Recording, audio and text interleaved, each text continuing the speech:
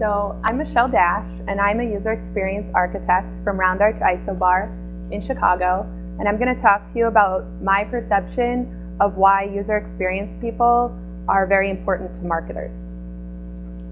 So when David first contacted me about this presentation, I had just written an email to one of my marketing clients outlining some bullet points for why our project needed more time for development that he was going to take to his boss.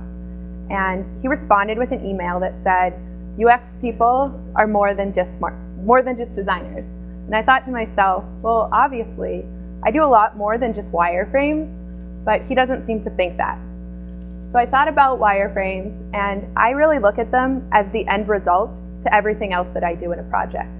My role in a project is to help people take an intangible idea and make it a tangible solution that is ready for development. I started thinking more about how I spend my day, and just a small percentage is spent designing. Most of my time is spent on the phone, talking with my clients about wireframes, helping them make decisions, and helping solve problems. So how do we change this perception? How do we make more people, besides my marketing client, think about us in a broader way? We can start by framing our role in the context of leadership.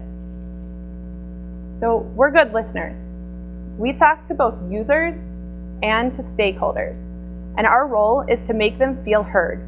And as a result, they feel engaged with our product and our project. We help them make decisions. When marketing people can't decide what conceptual direction to go into, we take all their ideas to the usability lab, and we let users decide for them. When we have proof, it's much easier for them to get to consensus. We're often the point person on projects.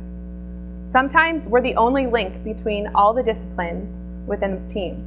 And that makes sense, because as UX people, we're really good communicators. We tend to communicate based on the audience that we're talking to. We change our tone based on the way that our audience understands. For marketers, that means talking in ROI and PowerPoint presentations, and developers, that means talking in logic and task flows.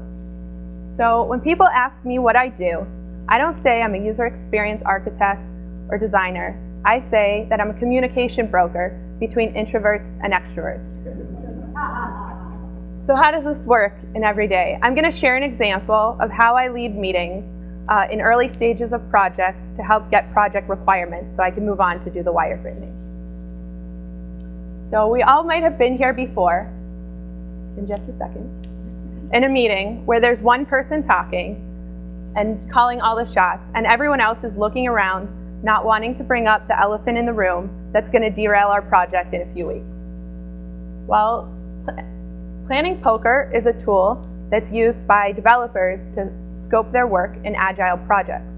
But I found that it's really helpful to use in any business situation for almost all projects. So here's how it works. You gather everyone in a room, either online or in person, and everyone's at the table, from bosses to interns, developers, designers, project managers, and the UX moderator reads a feature in plain everyday language. Everyone chooses to prioritize the feature based on their role and their expertise. It's important to use a consistent scale, although it doesn't matter what it is. Everyone reveals their vote at the same time. The person with the highest and the lowest value have 1 minute to explain their rationale. There's a revote, you take the median, and then you move on to the next feature. This structured way of communicating has a lot of benefits. It forces quiet people to speak up and loud people to listen. It creates a safe environment for people to raise red flags early on in the process.